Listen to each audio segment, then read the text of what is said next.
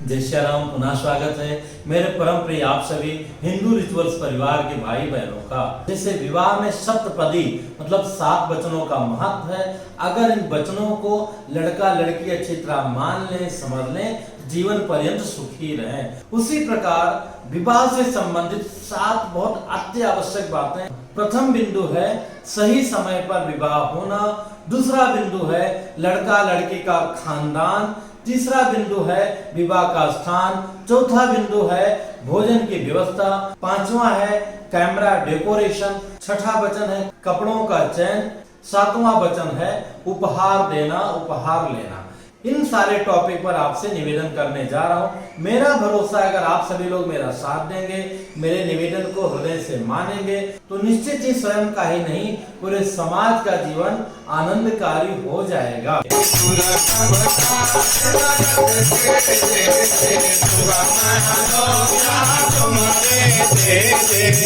बंधुओं, जिन 7 बिंदुओं के बारे में आपसे निवेदन करने के लिए मैंने बोला है वो मैं अवश्य आगे करूंगा। उसके पहला मोटा मोटी तौर पर आप ये समझ लें, विवाह में इतना खर्चा हो जाता है जिसको हम लोग ढोते ढोते 20 वर्ष लग जाते हैं, तब जाकर के मुक्त हो पाते हैं। इन सब से हम लोग बच सकते हैं। पहली बात तो ये है कि विवाह का आयोजन जैसे पहले होता आता था अपने यहाँ, दिन का विवाह होना चाहिए। आज भी साउथ में जो है दिन का विवाह होता है जो बहुत ही अच्छा रहता है। आगे ऐसे हम लोगों को भी प्रयत्न करना चाहिए कि इन बातों को लड़का पक्ष लड़की पक्ष दोनों को समझना चाहिए। अगर दोपहर के समय में विवाह करेंगे तो बहुत सारे अनावश्यक खर्चों से आप सभी लोग बच जाएंगे।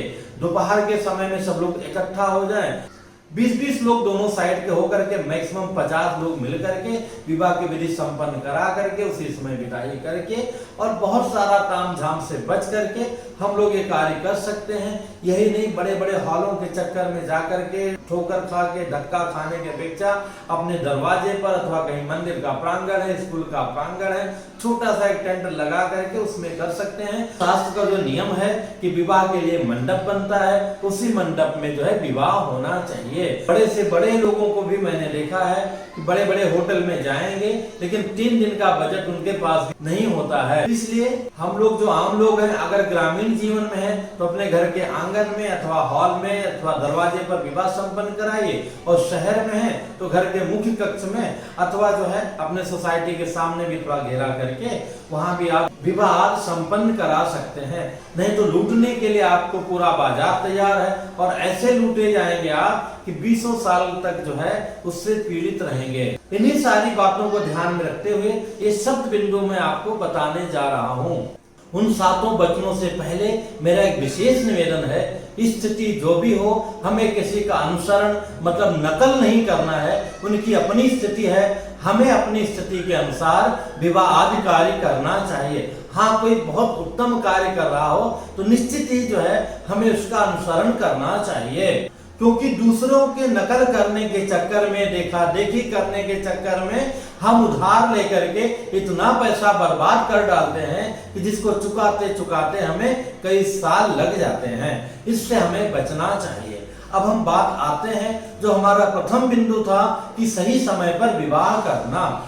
भले ही हमारा लड़का अथवा बच्ची पढ़ाई कर रही हो, अगर हमारे ध्यान में सामने कोई अच्छा लड़का अथवा लड़की हमें मिल जाती है तो निश्चित ही हमें सही समय पर विवाह कर देना चाहिए ताकि उनका भी जीवन आनंदमय हो। समाज में भी हम आप देखते हैं कि 40% बच्चों को छोड़ करके लगभग 60% बच्चे विवाह योग्य के समय में रास्ते में जगह जगह कैसे कैसे जो वैवाहिक सांसारिक जीवन होना चाहिए वैसा जीवन करते हुए हमको आपको दिखते हैं।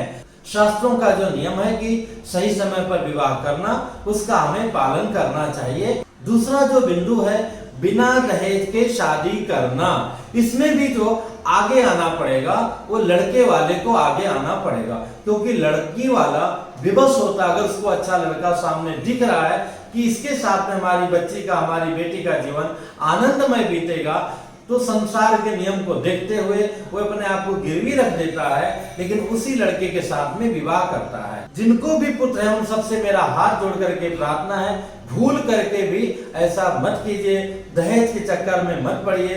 दहेज 4 दिन की व्यवस्था है और बाद में जय जय सिया राम।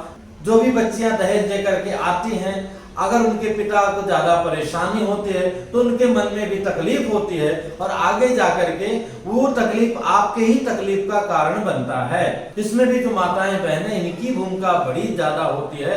उनसे भी हाथ जोड़ करके प्रार्थना है कि आप सब पहल कीजिए, दहेज मत लीजिए। लड़की वाले तो इस मामले में विवश हैं, उनसे कुछ ज्यादा कहना उचित नहीं है। मेरा एक स्वयं का अनुभव है, मेरे परिवार की बच्ची है, उसके विवाह के लिए मैं गया था।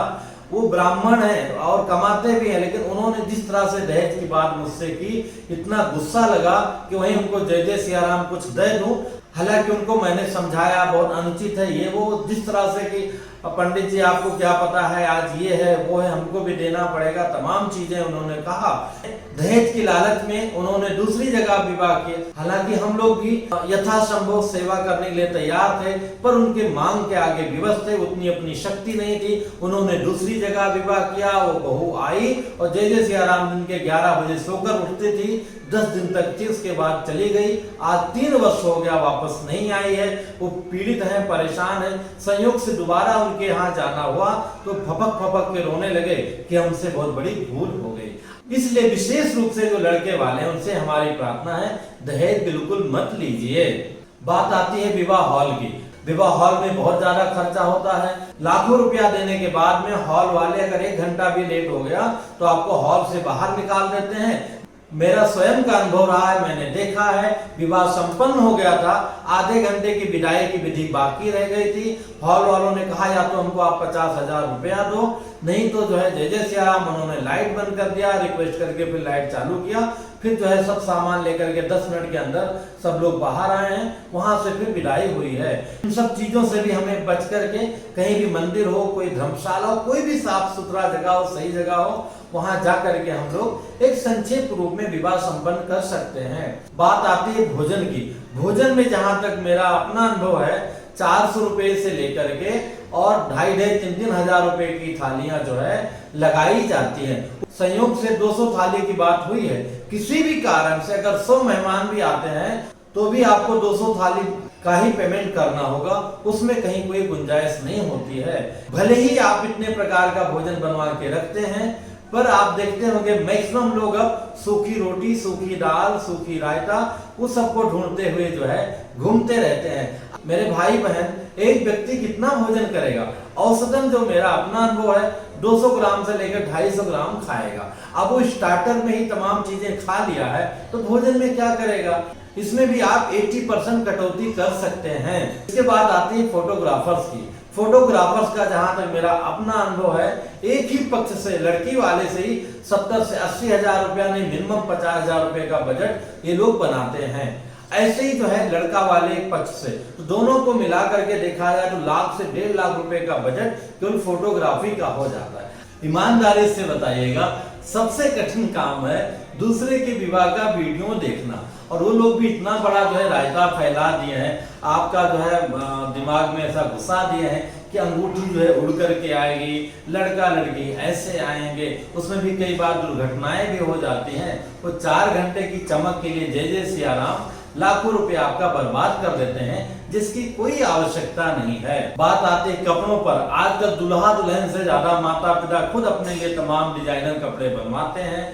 जिनको पैसा है बर्बाद करना है उनकी बात अलग है, पर उनकी देखा देखी हम सभी लोग बर्बाद हो रहे हैं। लड़की को हम कपड़ा दें अथवा लड़के को दें, हमें बहुत ज्यादा नहीं देना चाहिए, क्योंकि आजकल 6 महीने के बाद में फैशन बदलता जा रहा है, उनकी इच्छाएं बदलती जा रही हैं। आप लड़का वाले हैं, लड़की के लिए साड़ियां ले जा रहे हैं। जैसे पहली परंपरा थी 30 साड़ी, 16 साड़ी, 11 साड़ियां जाती थी, तो उसमें भी आप कम कर दीजिए, आधा कर दीजिए। उनके अनुसार जो पहनती है सूट वगैरह भी रख सकते हैं, सब भी चीजें रख सकते हैं, जिसका वो उपयोग करें तो उसमें भी हम लोग बचत कर सकते हैं। हाँ, जो सोना चांदी गहना जेवर था, ये जितना अधिक हो सके अपनी कैपेसिटी में इसमें पैसा खूब लगाइए, क्योंकि ये जो है एक धन माना गया है। कभी भी विपत्ति में लड़का लड़की दोनों का साथ दे सकता है। बात आती उपहार की। आजकल एक नया फैशन चल गया, नो हमें उपहार नहीं चाहिए। अरे भैया, जिनका घर भरा हुआ है उनको नहीं चाहिए, पर जो मध्यम वर्गीय है या उच्च मध्यम वर्गीय, उन सबको चाहिए। पहले भी होता था, कहते हैं न्योता देना, निमंत्रण देना, तो लोग आते थे, लिफाफे में कुछ ना कुछ देकर के जाते थे। मेरा स्वयं का अनुभव कई बार ऐसा हुआ है कि जो लिफाफे में आया है उस लिफाफे के द्वारा जो है बाद में दूसरे लोगों की विदाई मैं कर पाया हूँ। तो ऐसे पूरा एक सहयोग बनता था कि थोड़ा थोड़ा भी करके लिफाफा आ गया तो कम से कम एक खर्चा तो व्यक्ति का निकल जाएगा। तो मैं इसके लिए मना नहीं करूंगा, दिल खोल करके जितना भी हो, और स्पेशली चाहे लड़की वाले को हो चाहे लड़के वाले को हो, उपहार स्वरूप ये जो बुके वगैरह 500 रुपए से लेकर के 3-3 हजार रुपए तक आप लेकर जाते हो, उसकी जगह उनको कैश दीजिए, जो अपने यहाँ पहले की परंपरा थी। बहुत हेल्प मिलता है, आप स्वयं अनुभव करेंगे। इस तरह से अगर हम लोग छोटा छोटा प्रयत्न करेंगे तो निश्चित ही हम स्वयं सुखी रहेंगे और जो मेरा देखा देखी कार्य करेगा वो भी सुखी रहेगा। मैं चाहूंगा इन बातों को अच्छी तरह आप स्वयं समझें, लोगों को समझाएं, इस वीडियो को शेयर करें और कमेंट्स करके आप अपनी स्वीकृति अथवा असहमति अथवा जो भी चीजें हैं वो भी आप बताएंगे तो कम से कम आगे चर्चा होगी। अगर एक भी परिवार फिजूल खर्ची से बच करके अच्छी तरह विवाह संपन्न कर लिया तो मैं समझूंगा कि हम सभी का जो परिश्रम सार्थक हो गया। तो इससे संबंधित जो भी प्रश्न हो अवश्य कमेंट्स कीजिएगा। फिर मिलूंगा एक नई जानकारी के साथ में। जय श्री राम। ओम शिव शंकर बम भोले भोले, शिव शंकर बम भोले भोले, ओम शिव शंकर बम भोले भोले, ओम शिव शंकर बम भोले। क्यों मेरा मन बाबोले, क्यों मेरा मन बाबोले।